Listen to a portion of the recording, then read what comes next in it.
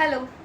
प्रत्येक व्यक्ती ही वेगवेगळी असते, त्याच्यामुळे कोणाचीच तुलना कोणासोबतच होऊ शकत नाही, करायचीच नाही.